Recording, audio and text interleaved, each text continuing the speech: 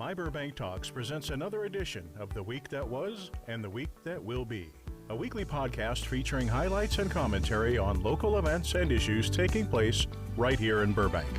Now, let's see what's on today's agenda as we join our program. Hello, Burbank. Craig Sherwood here with you tonight, and flying solo. You know how it is, these summer months, things slow down. So tonight, we are coming to you from, yes, the My Burbank Command Center. And because we're in the command center, we have a slew of possible different sound effects tonight to keep you amused, because I'm here by myself. So I hope you're going to enjoy what we have for you. And not a whole lot, really, because, once again, summer months, things are slowing down a little bit with people, and it's just, we still want to get a show on tonight for you, because we do have a big city council meeting on Tuesday night. So let's start off with last week's winner, and that was, who was that? Oh, it was Al Epstein. There we go. Fantastic. Okay, that's enough applause. So, Al Epstein, you are the winner of last week's gift certificate, and that's a $25 gift card to Hill Street Cafe on Glenoaks. And you can go in there for great lunches and breakfasts, and I think they have dinners on Thursday, Friday, and Saturday. So, be great to stop by there. Of course, the word last week was equestrian, and believe it or not, we will still have another word of the week this week. So, stay tuned for a little farther in the show, and send that in, and send it to contest@myburbank.com. And if we pick you, you will receive a $25 gift card to Hill Street Cafe. So please stay tuned for that. Also last week, the city sent out a release saying that the elevator and stairs on Olive Overpass are officially now closed until a rebuild, which will be completed in April of 2025. So it's about time they got on that project. They had put the $1.2 million towards it, a couple months ago, but nothing much had gone on. So hopefully now they are going to start working on that. So we will keep you informed down the line as things go on. Turning to last Tuesday, we did a mayor's show, Ask the Mayor, and Mayor Nick Schultz came by. I thought we had a really good show with some really good questions. One of the things we brought up was about the ceasefire between Hamas and Israel that the council took 3 hours to deliberate on before coming up with a letter. So take a listen to a little what he said there. I have no doubt in my mind that this statement, folks are calling it a resolution. It's not. It was a statement of the council. I don't think it's going to lead to world peace. As much as I wish people would read it and listen to it, the reality is that's not what this was about. This really started with some Burbank residents. And look, full disclosure, yes, there were people that didn't live in Burbank that came out to that meeting to comment about it.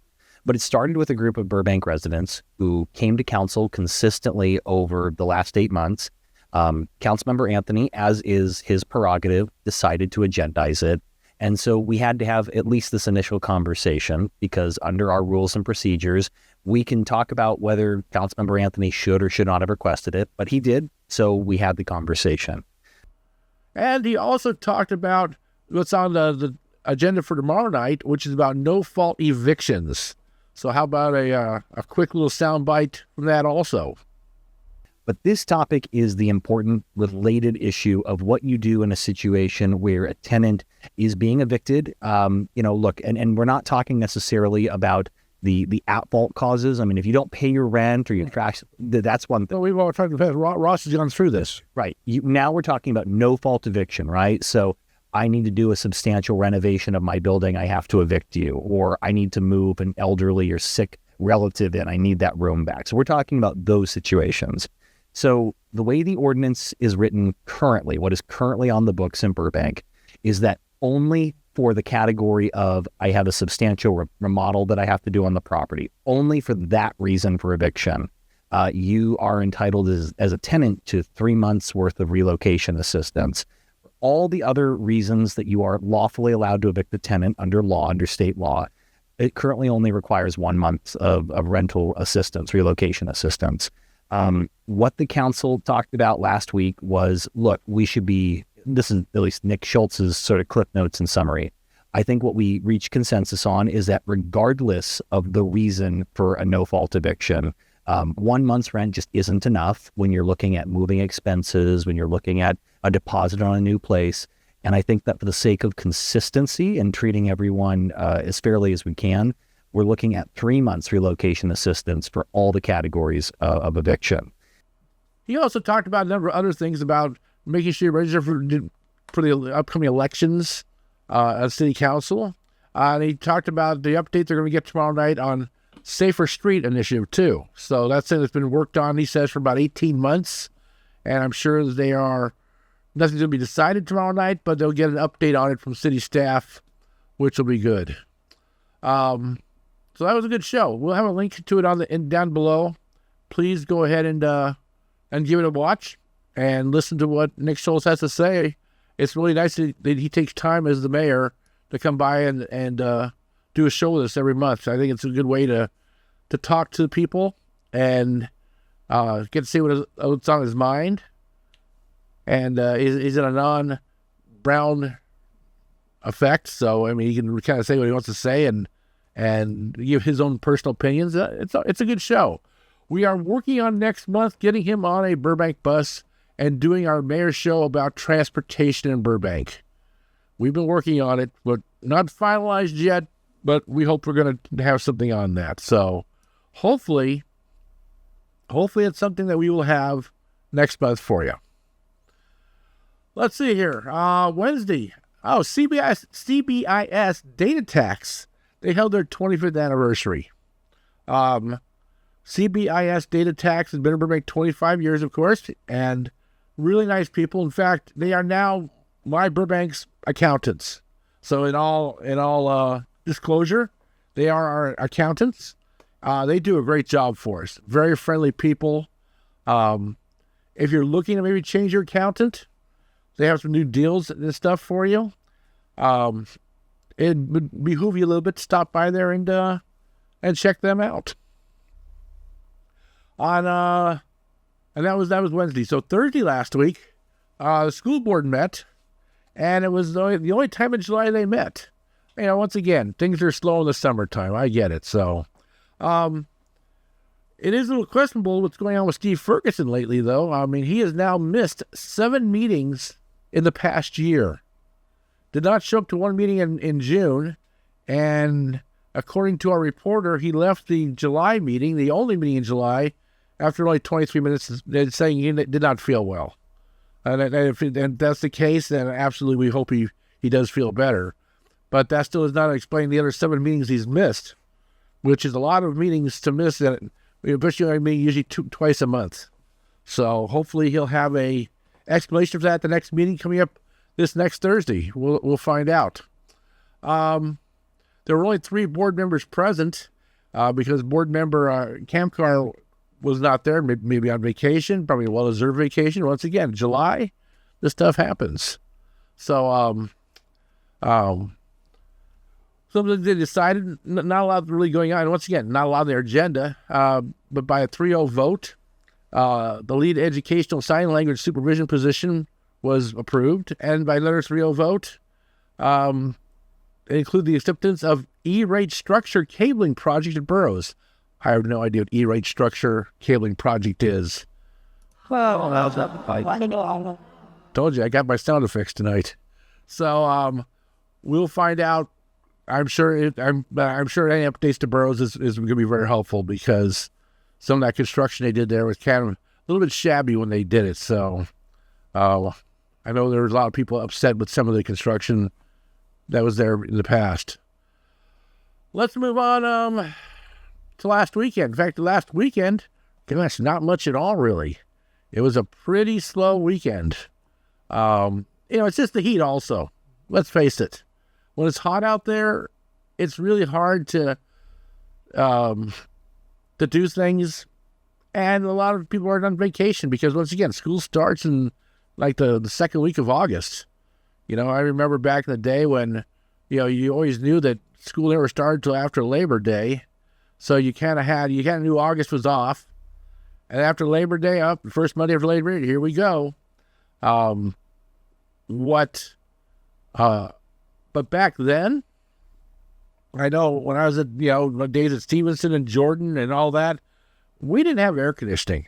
That's back in the olden days, people, way, way long ago. And so there was no air conditioning. So a lot of those days it'd be 100, 110 outside. We would probably usually just go ahead and have a half day. So we enjoyed the half day, but I'll tell you what, between 11 and 1 o'clock or 12:30 when they let you out, it was damn hot in that classroom. We'd just sit there and just be melting. So, but we did get out early. I think the rule is as long as you attend so many hours a day, it counts as an instruction day for the schools. So that's how they usually work that. But now, of course, the schools have air conditioning, so that's a lot better situation, for everybody. So, moving along here. In fact, you know what? I think that's it for last week, for the week that was. So let's take a quick commercial break, and we'll be back in a second. Enjoying the show right now? Think you may want to do your own podcast? Well, My Burbank Talks is renting out our podcast studio on an hourly rate. You and your guests can record audio podcasts or both audio and video. We'll help you get set up on podcast platforms and even your own YouTube channel. We can also edit your productions to make you look and sound your very best. If interested, please drop us an email at studiorentals@myburbank.com. That's studiorentals@myburbank.com. Now, back to our show. Okay, we are back. Here we are in the My Burbank Command Center, which is always a great place to spend my days. What's that try? Okay, enough of that. Back in the Command Center again. So, one of the things that, we do here is, this is where we monitor our radios and we monitor a lot of things going on, update the website and all that. So it's kind of a place to spend most of my days anyway. So it's, why don't I just turn the camera on here tonight and we do our show. Also, we are now what's called monetized on YouTube, which is a great thing. So down below, you'll see a super thanks button. If you'd love to click that and give us a little something on the video, we would really appreciate it. We're now going to start offering channel memberships also. So you can also subscribe to our channel, and we will have some extras down the line. Really don't have a whole list of them yet. Yeah, we put some things on there, but we'll come up with some more things down the line. But if you want to support My Burbank, this is a great way to do it, and we would appreciate it. So think about it, and we move on. Okay. Today, of course, being Monday, there were no meetings. For some reason, the great way we do things in Burbank here, we'll have 4 meetings in a day, and then other days we have no meetings at all. I still can't figure out why we can't just kind of spread them out a little more, so no more than, at the very most, 2 meetings a day ever. Just in case you want to see a couple things, we go to a couple different meetings, because most of them, of course, are not televised. So, and some are recorded. So it's hard to know what's going on, really. So, we kind of hope that down the line they would start spreading those meetings out a little more. But starting today, the city did start working on a new signal wiring program on Glenoaks. And it's going to go on between now and August 7th, so about 10 days. And they're going to be working on different signals on intersections on Glenoaks between Reese and Harvard. And so I'm sure every day they're going to pick a different intersection. And when they do, they're going to shut those signals down and put stop signs out on Glenoaks. So it's going to be a 4-way stop. Now, let's remember our etiquette here and our California Vehicle Code, of course. If when 2 cars come to a stop sign at once, from 2 different, one comes from the left and one comes straight ahead. The car to the right always has the priority. So if you're not sure which one, and you see a car to your right, that's the car that has the priority to go first. Of course, most times we all sit there and we kind of wave the other person through. I look at it as, you know what, I don't need to get there that quick anyway. If you're in a hurry, get going.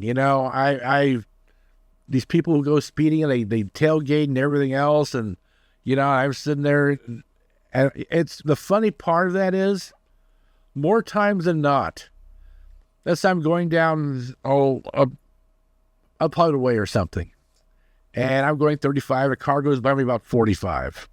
I'm going, whatever. First he's behind me, kind of tailgating. He gets around, he goes speeding down there, and let's say we're at Magnolia and Hollywood going towards Burbank Boulevard. Well, by the time we get to Burbank Boulevard, here's that guy sitting at the signal, and I get right up next to him usually. And then off we go again, and he's off to Victory now. And by the time we get to Victory and the light's red or something, I caught up to... So you know what? He's not getting anywhere any faster. That's one thing when you're speeding. I get it. You're in a hurry. But the signals still work as the signals work. And you're not going to get there any faster. And of course, you want to run signals. That's a whole different can of worms. And we hope here that nobody ever wants to run signals, right? Yeah, absolutely. You have to get a little boo on that. But the whole idea, is if you stay in the speed limit, you're probably going to hit signals usually right around the timing. At least they try a time, I think, for 35 on the major streets. I do know that going down southbound on Hollywood from the airport, if you're basically at 35 miles an hour, you can probably get from the airport, or at least Pacific, all the way down to at least Magnolia, maybe even Verdugo, without stopping once, if you were going at 35 miles an hour. So, what does that do? And one thing it's going to do is help you save a little gas. You're not starting and stopping and all that. So, if you don't like paying $4.50 a gallon or $5.50 a gallon or pretty soon $250 a gallon, that's a good way not to spend a lot of money, is by driving at the speed limit. What else here? So that's it. They're going to work on the signals, and by August 7th, they'll be done. And I say stop signs will be used. So, respect the stop signs and respect the people working. Let's not be, speeding around that area, because if you do, then you're putting people at risk. Okay. So tomorrow, Tuesday, the city council will be meeting at 6 p.m. Now, one thing they're going to be working on is going to adopt an ordinance increasing relocation assistance for certain no-fault evictions and adding anti-retaliation tenant protections. But one of the things they're also looking at is exemptions, because once again, we've talked about this, and the mayor talks about it on his show also, is that especially the small landlords, if you have 4 or less units, it might be a lot pretty hard to go up with 3 months, rent for somebody. And the idea is not to force people to sell their buildings. Who are they going to sell them to? Probably corporations. And now we're really in a situation. So it's something that the landlords and the tenants, and it's really too bad is they just can't work it out. I wish they'd have also put a provision saying that if somebody's forced out to have a building worked on or their unit worked on, that they have the first right to come back and rent that same apartment again. Instead of costing a landlord 3 months of rent to pay somebody to go somewhere else.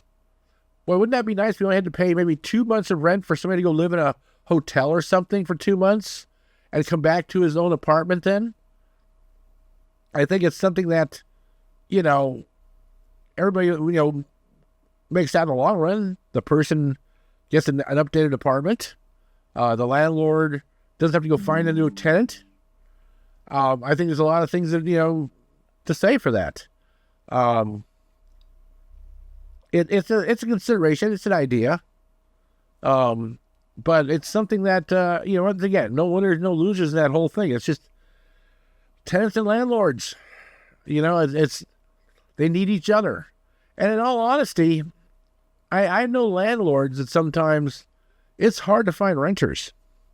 And then you find a renter and they last for 4, 5, 6 months, maybe a year, and they kind of tear the place up a little, and all of a sudden you're paying a lot of money to new carpet or new this or new that, and you get somebody else in there, and how long do they stay? And it used to be getting office buildings was the way to go as a landlord, because you get a building and you rent it out to especially a corporation that's going to be there 10 years, 20 years. It's a very stable corporation. You're going to get that check every month and not really have to worry about, oh yeah, the pipe's backed up, the refrigerator's not working, the air conditioning. It all depends on the kind of lease you do. But I know a lot of people like corporate land now. The problem is with so many people now working from home that the buildings are starting to go empty. And I heard the other day that a lot of office buildings are being now foreclosed on because they can't find tenants, because now everybody's working from home and they're not using offices anymore. I think people have found, especially smaller businesses, and you have between 10 and 20 people, that it's probably cheaper, instead of paying rent, have people work from home remotely, and there was a study done saying they still actually probably do a little more work even than when they come to the office. And people don't have to drive in traffic. It's kind of a win-win. And you wonder, after this pandemic, as bad as it was, is this one of the things that now come out of it, is the fact that we're finding you don't need to be all crammed into an office building every day to do your job if you still get your job done as it is. And I can see showing up to an office or a location once a week or once a month as all the employees and seeing each other face to face and talking to each other and going over things. There's a number of places around that rent out their office, by the hour. And you could just use one of those places. I know the Chamber of Commerce has a meeting location there you can actually rent. They're going to be authorizing acceptance of the Department of California Highway Patrol Cannabis Tax Fund grant. That's interesting. We're going to be getting a Cannabis Tax Fund grant for $147,922. We have ordinances that you cannot have a cannabis store in Burbank, yet we are going to benefit from the fact of cannabis sales in California by getting $147,000 to how it says for impaired driving crashes, increase public awareness of the dangers of impaired driving, and enhance the safety of California's roadways. And of course, California's roadways go right through Burbank. So, well, that's interesting. Let's see, of that money, $107,000 is going for the purchase of 2 DUI traffic enforcement vehicles. So we're going to have 2 new vehicles in the department just for traffic enforcement or DUI, driving under the influence. $32,000 will be allocated towards outfitting those vehicles, like putting on the emergency lights, the sirens, the radios, and the transport partitions.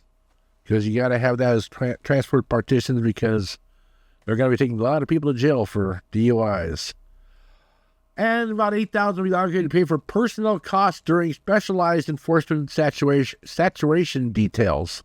So occasionally I know we get another grant from somebody else, and so this way we'll supplement that probably, where they'll put out 10 extra motor units on a night to patrol an area just looking for DUI people. That's usually better than, they feel that's better sometimes than having a checkpoint, but it's still something that, a way of they look at the stats, and they look at where the DUI crashes have been and where the arrests have been, and kind of use that information to kind of form a plan to put there, to have those as the saturation areas. So it's something that is once again, they're looking at, they don't want to do it after the fact. They're looking to be proactive and not reactive, which is always a good thing. Let's see here. What else we got? Review of the cost and benefit analysis of potentially implementing construction workforce programs. So basically, we're talking about when we have housing developments, about trying to get local hires, prevailing wage, skilled and trained workers, and maybe also apprenticeships. I think we always talk about trying to get union workers too, to make sure that we're not paying, below what we should be paying, and these developers are taking shortcuts, because that's not what it should be happening, especially when it's a project here in Burbank. And of course, as the mayor talked about on his show a little bit, they're having a discussion and update on the development of the Safer Streets Burbank plan. So that has a lot to do with, the bicycle renting and pedestrians and all that type of thing. So they'll have an update on that. You can watch. Here's another. Here's something that's very interesting, and I'm a little bit. How do you want to say? I really like the idea, but I'm still worried about down the line what happens. They're going to have approval of funding for incentivizing the transition of legal non-conforming firearm retail businesses. Basically, they've reached out to 4 firearm retailers, and a couple have expressed openness to the possibility of exiting the firearm retail business by either transitioning their businesses or closing permanently with an incentive. So the council asked the staff to explore, to incentivize discussions with interested parties and determine a reasonable cost estimate for such a proposal. So basically, they've said that there are 4 existing firearm retailers who expressed interest in receiving money from the city to stop their business after April 23rd, it says 2024. But since that time, 2 of the 4 did not renew their local license despite repeated warnings and offers of assistance, and are no longer eligible to sell firearms. So we've lost 2 firearm resellers. That brings our retailers down in the city from 14 to 12. And staff would like now to negotiate with the remaining 2 interested firearm retailers to relinquish their legal non-conforming status at a cost to the city of up to, but no greater than $150,000 for each business. So we could dole out $300,000 for 2 more firearm retailers to leave. Now I'm all for this. If we can reduce the number of firearm retailers in Burbank, that's great. The problem with our ordinance is, what's going to stop other retailers from coming back into the city and move that number back up to 14 again? Yes, we do have areas now they can only go into, certain areas, and they're very small areas. But yet we still are allowing more firearm retailers to come back into Burbank. So if we're paying people not to do it, what's to stop a business from saying, we'll come in and, we're going to open a gun shop here in this legal area. And I just don't understand. We should have had a cap of gun stores. I always thought that should be the way to go, but we didn't do it. But at least if we get non-conforming shops to leave. Now, non-conforming means they're in locations that they probably shouldn't be in. They're no longer in locations that you can open a gun store in. It doesn't mean that they're illegal, and the area is illegal, but another gun store could, if they were to close their gun shop, another gun shop could not move in there because it's now in a non-conforming area. So hopefully we can get a couple of those gun shops to leave. But what's to stop more from coming in? I don't know. I think it's the old slippery slope, but I'm all for doing whatever we can to reduce the number of gun stores. Get a few email notifications in. We can down the line, might even do a live show out of here and get your comments during the show. This might be an idea. So we'll be looking at new things. Let's move on here to Thursday. The city of Burbank, and I know this is going through the library, they are going to have a media industry expo and job fair. Now, it's going to be Thursday, August 1st, from 12 to 4 p.m. over at Woodbury. Technically down in Burbank, but I guess they're going to give them the space for free probably, so we'll take it. It says, the city of Burbank proudly presents the first media industry expo and job fair, a groundbreaking event designed to give you the knowledge and tools needed for a career in the media industry. Now,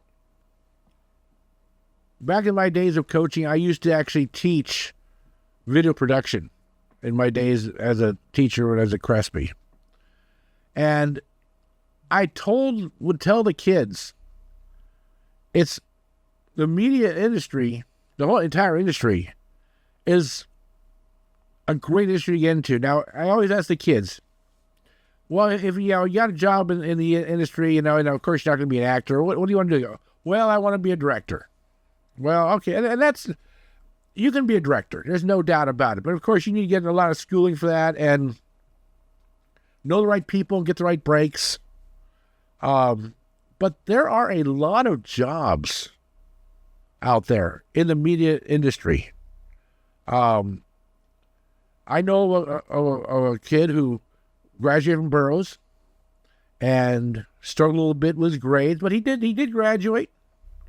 And because he had his father working in the industry, he was a carpenter.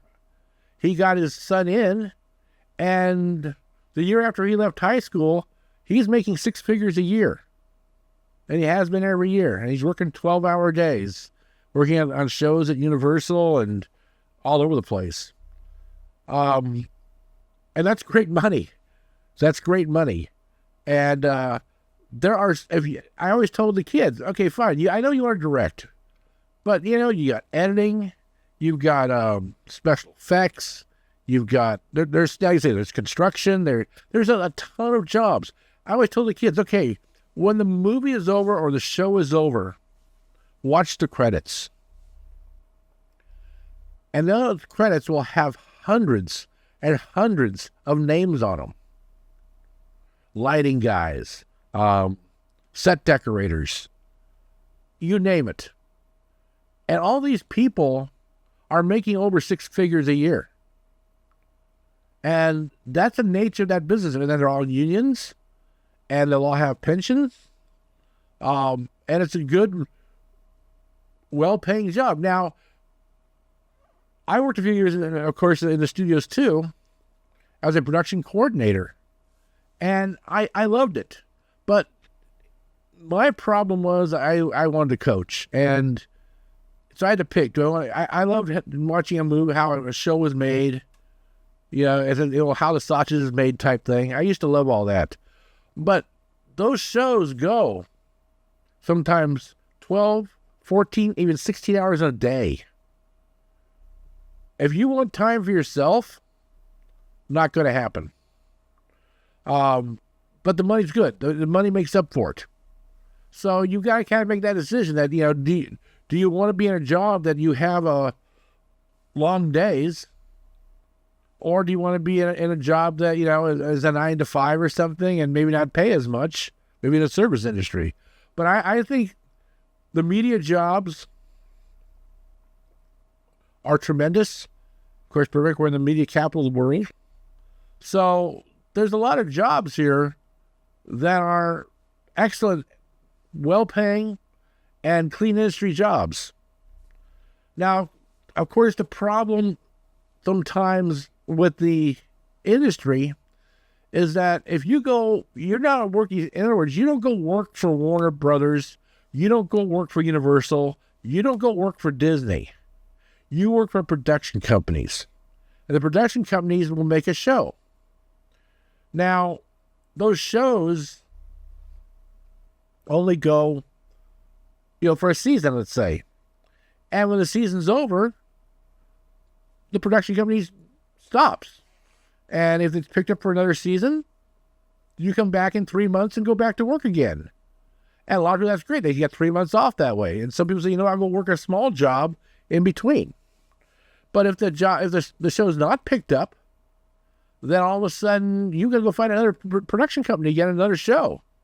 I'm sure some production companies who've done a good job will keep you in mind for their next show, but they may not put a show together for another year or two.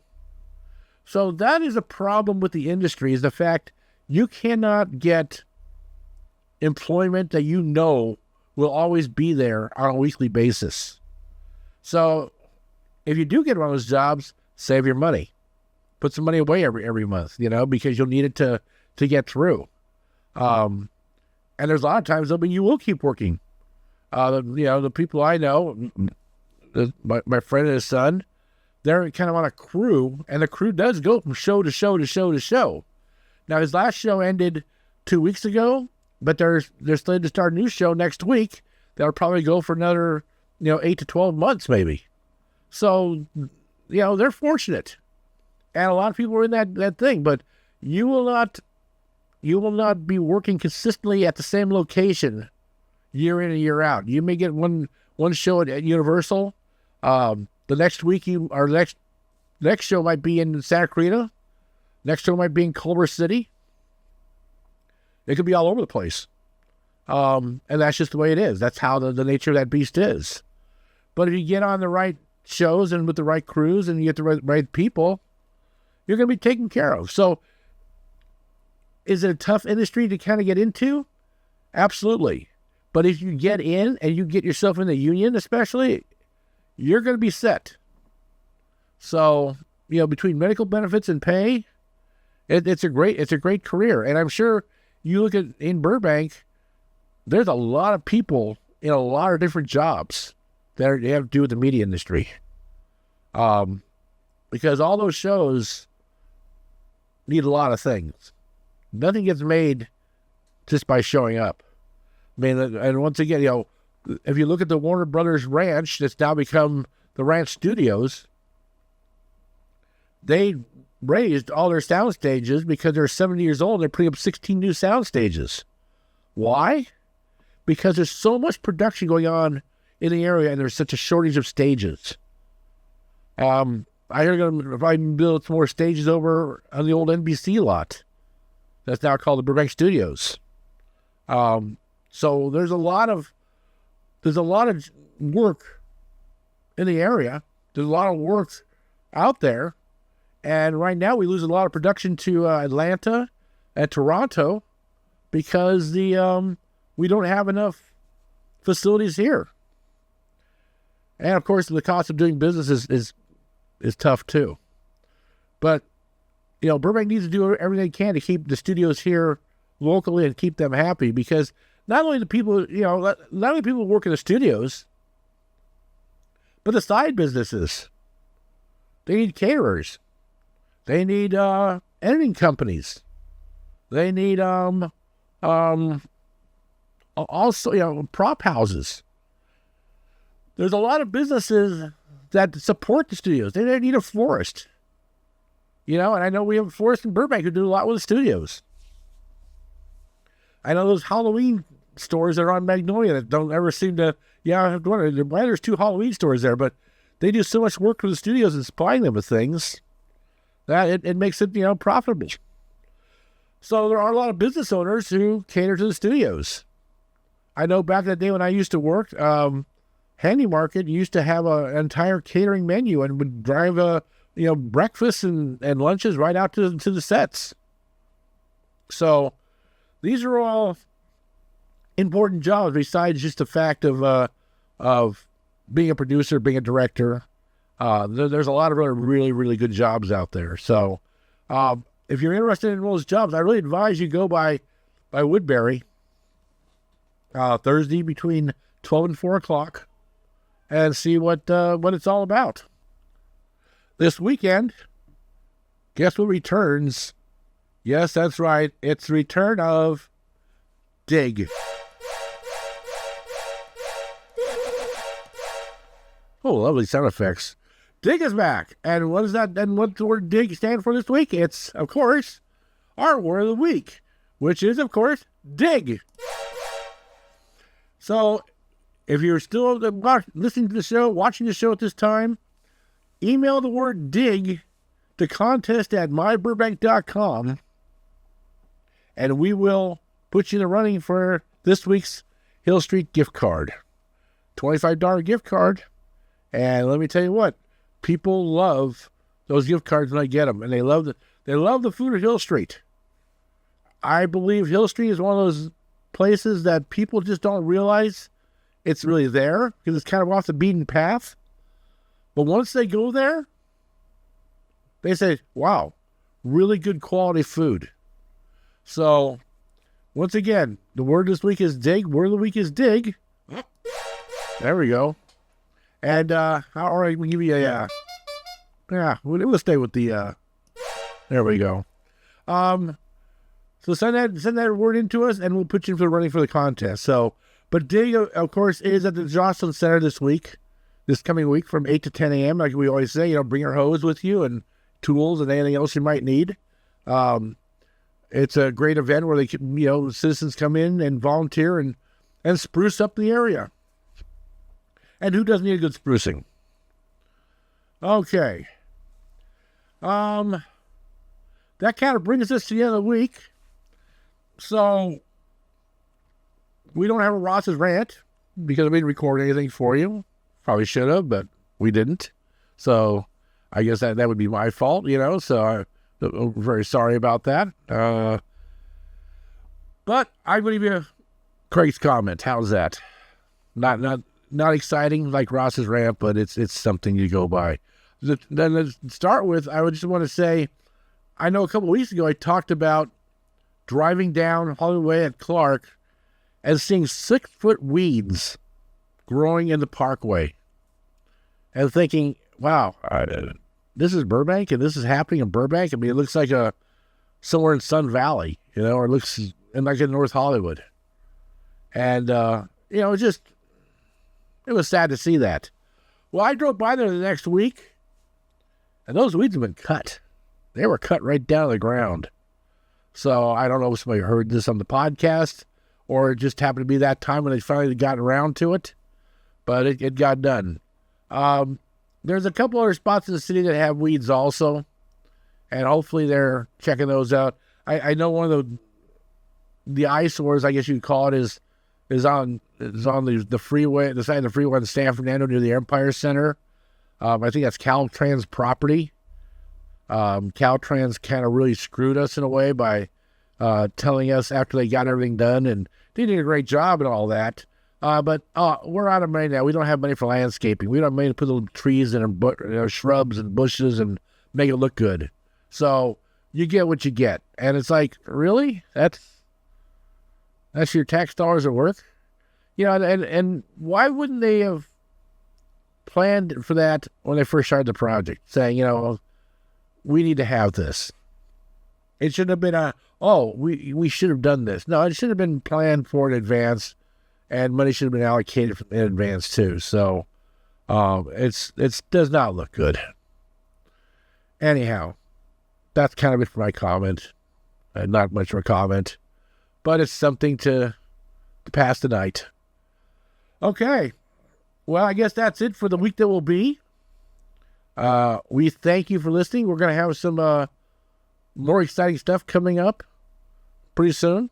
We may do some more live stuff here and there.